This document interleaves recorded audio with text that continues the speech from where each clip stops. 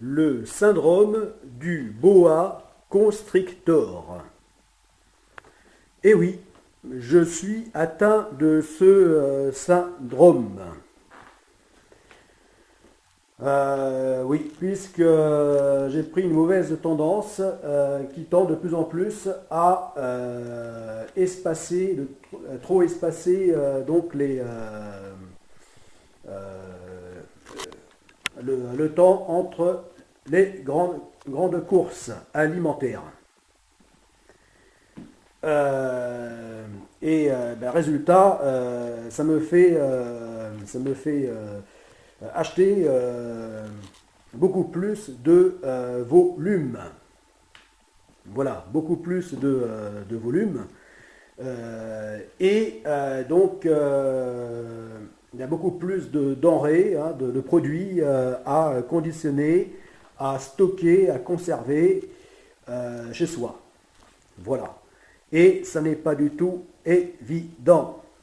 Voilà, ce qui fait qu'en fait, pour ne pas gâcher donc ces produits hein, qui sont nécessaires donc à la santé, hein, tels que surtout les produits frais, hein, tels que les légumes et fruits, ainsi que les viandes fraîches, enfin les produits animaux frais, fait que je me retrouve, ainsi on peut se retrouver à devoir, pour ne rien gâcher, à devoir tout consommer d'un coup. Voilà. Alors qu'à la base, c'était prévu pour être bien étalé sur le temps déterminé entre deux courses. Voilà. Et donc, ça oblige à, en un temps record, à se gaver. Voilà. D'où l'expression le syndrome du boa constrictor. Voilà. Voilà. C'est-à-dire, c'est-à-dire de devoir manger jusqu'à s'en faire péter la panse. Voilà. Je ne sais pas si vous avez vu des images hein, ou des films sur la vie sauvage, hein, donc des prédateurs tels que le fameux boa constrictor. Eh bien, il arrive qu'on le voit avec un ventre énorme. Voilà, à tel point qu'il en est méconnaissable. Hein, d'une forme longiligne d'un serpent, ils prennent celle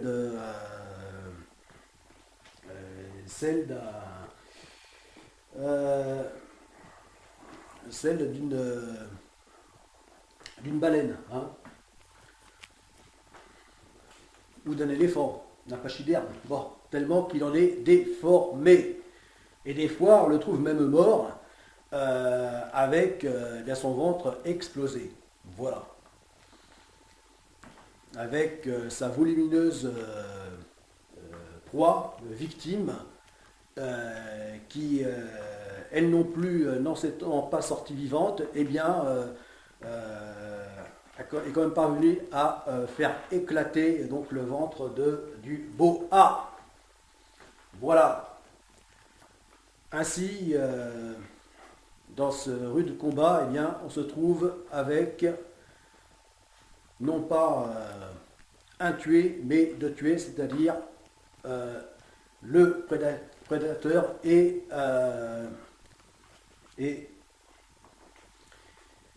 la proie. Voilà.